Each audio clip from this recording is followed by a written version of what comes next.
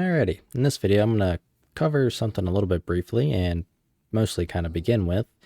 Have you ever really wondered kind of how things like Unreal Engine, for example, set these up where they take in a function that is kind of used as an event, so to speak. So when you, for example, trigger a jump, you call the function that you gave it. Well, you can do the same kind of thing relatively easily. So might be a little bit confusing. Let me actually get rid of the print function. It's not needed. But what you essentially have here, I have my class. So this caller class would be like a character, for example. So picture caller class as a character. So I go ahead and create a class object, and then I call the call string function that is inside the class just so I can get, so that way I can be a part of the class, because I want to be a part of caller class right now. Now from here, what I can do is I can call this test function. So this test function, what I want to do is I'm going to pass in caller class upon complete. So pretty much I'm just going to make it print out the value I'm sending into it.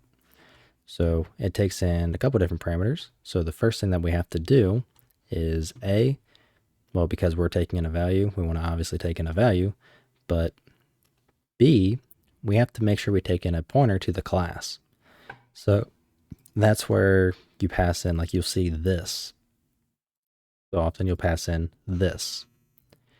And then you pass in the function that you want to be called. So in our case, we want to call upon complete, so that way it prints out our value there.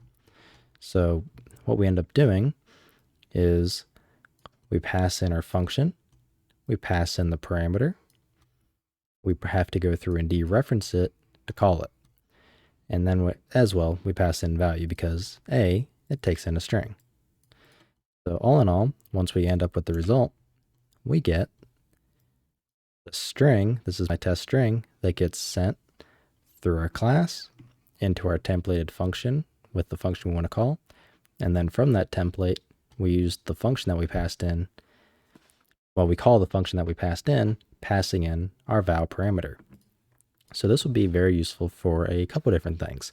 Now, if I load up my Qt example, here I went ahead and made a HTTP helper class, and here I have a GET request. So I did the kind of pretty much the same setup there. So I take in a URL, so that's kind of like my string. I take in a pointer to the class that's calling it, and then I take in the function that is going to be called when it ends up being complete. So you can see I'm just setting it to a null pointer, so that way I don't necessarily have to pass in a function if I do not, want it to be called. So what this ends up doing is when my class gets created, I construct the URL, I create my GET request.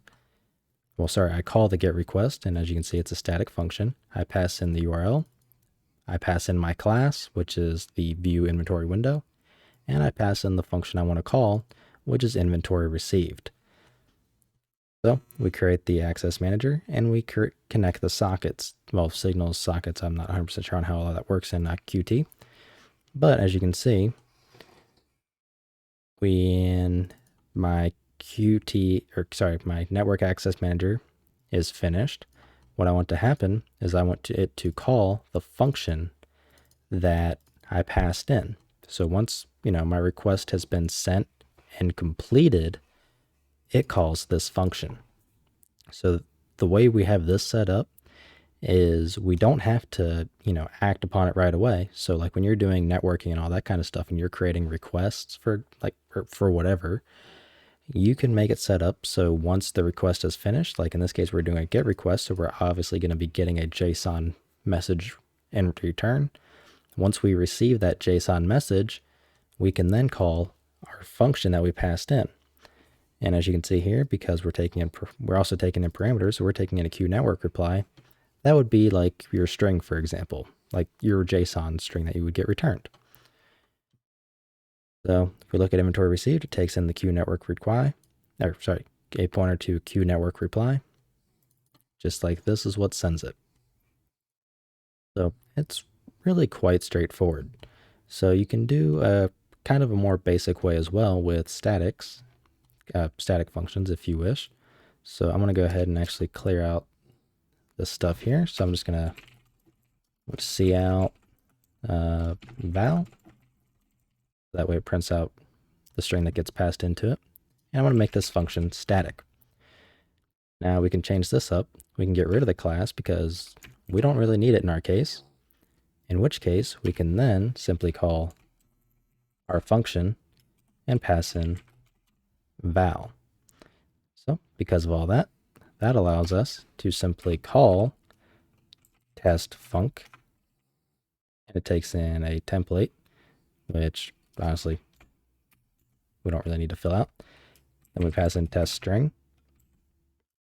We want to pass in the the function we want to call. So in our case, we're going to do caller class call string. Now let me actually remove the parameter there because it's not actually going to take in a parameter. And clean this up a little bit. Extra parenthesis, and there we go.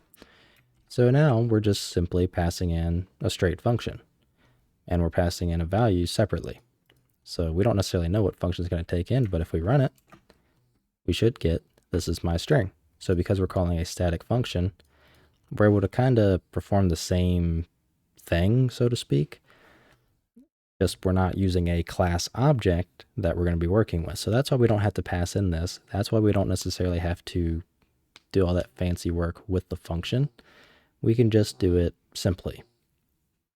So there's obviously a ton of different variations that you can do with this, but I figured I'd go ahead and just show this one as well, because ultimately it kind of works out to be the same. So for example, if I had the void print string,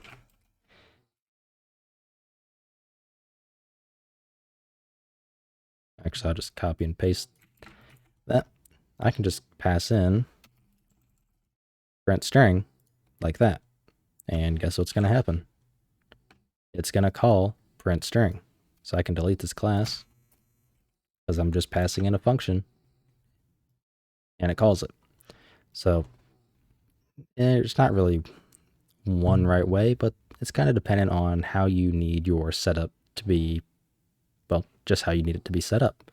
Like in my case, I need this specific setup to work with my HTTP setup, well, system that I'm trying to, well, not my system because I'm expanding on Qt's to make it a little bit simpler, but I need it there in order to really make it a lot easier, because obviously just having these two lines here